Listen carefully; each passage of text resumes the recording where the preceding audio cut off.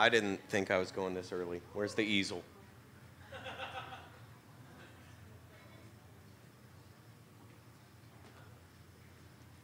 So I've never actually read this out loud, but I wrote it 9 years ago. I've never even read it out loud to myself.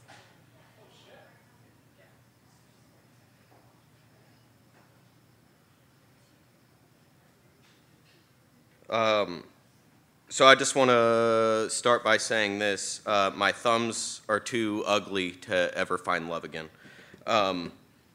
This piece is called Houses in Houses. Does the painting of the house hanging on your wall imply the same applies for the framed abode? Perhaps if we zoomed in the window, we'd find such inception of framed homes. Perhaps if we zoomed out far enough, we would see that we're living in the same painting, a cliched decoration on the wall of some strange man's home. Filling blank spaces with someone else's dream home, but with a home we currently live in and we currently hate. The home is perfection, but the pathway to and fro is exhausted. It's an over-traveled dirt road. Regardless, this strange man looks on in awe, not looking out of reality's window, but into the dreamscape that someone else has painted. He surrounds his life with images he wants, living vicariously through them and looking forward to others. He's never getting anything, just displaying the concept and then ignoring it indefinitely, believing but never achieving. This is unsustainable living, imagining dreams but never sleeping, buying food that rots before eating. This particular image is what we've got to stop believing, that wanting is a portrayal of ourselves. That filling the void with images devoid of story or growth or emotion is enough to amount to our own definitions of anything. What we are missing is the sacrifice.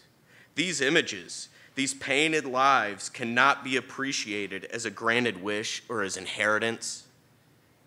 Missing from these watercolor houses are the lost hours and years that precede them. The tears that grew the grass. Missing from the fiction of living within them is the sweat that maintains them. It's not the houses or the mountains or the rivers or the flowers we want, but the perfection of those moments, and for those moments to remain perfectly still. Anyway, this strange man is receiving influence from this frozen moment, this picture. Every time he finds a deeper meaning for life, a further goal. Changes he'd make to the land and even the canvas if he'd painted his life himself. One gray day, even the sunny paint couldn't pull his head away from depression over the things he's missing out on. He rummages through a desk drawer,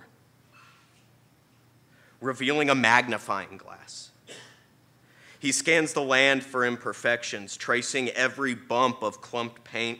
Perfect shingles lay upon a perfectly angled roof, pointing upward toward a lone cloud.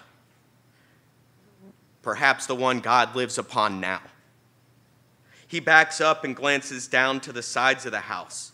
A tiny twinkle catches his eye, the kind he'd only seen in the mirror. He lifts the glass and focuses in. Surely a smudge in the paint or a crack in the glass it must be, he thinks to himself. But a rub of the painting's face or a scrub of the glass would not allow him to forget something so baffling.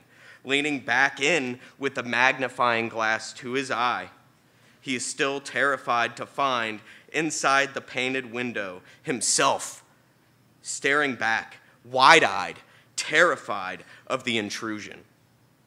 This must have been here before, hiding amongst the beautiful scene.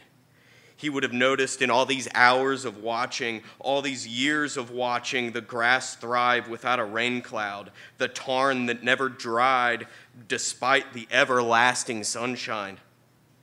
The room felt to be spinning, and he could do nothing but spin with it. On the window that was behind him, his entire life that he ignored, a note was posted. Look out and not in. Your whole life is imprisoned. For the first time in a long time, he looked out beyond the note. But it was too late. He saw himself walking away, his head slumped in shame. The future of our dreams must be defined by nothing less than action, shameless admittance of shortfalls and escaping them. It's not a shame to wake up from blindness. No matter how far behind you feel your life may be. What is a shame, however, is when you wake up from the dream and you're so blindly attached to it, you go right back to sleep. Look in your own window and wake yourself up. Get yourself out of bed to begin looking out. There are no dirt roads on that side of the window pane, nothing quite like the frame. So get out there and wear that pavement out. At the end of the road is the house that rests beneath the cloud and not painted this time around, lived in. And when you approach the front door, the first day you move in, check the windows and make sure you're still there, looking outward. Walk right in, remove the painting, and toss it out. Maybe one last magnifying glass can find another you, still standing there inside the painted house, staring at another painted house in wonderment, because enough is never quite enough. Leave one last note and wake your painted self up. Get him to look out, not in, and pick that paintbrush up. There is time and there is enough to paint a life you want. Thank you.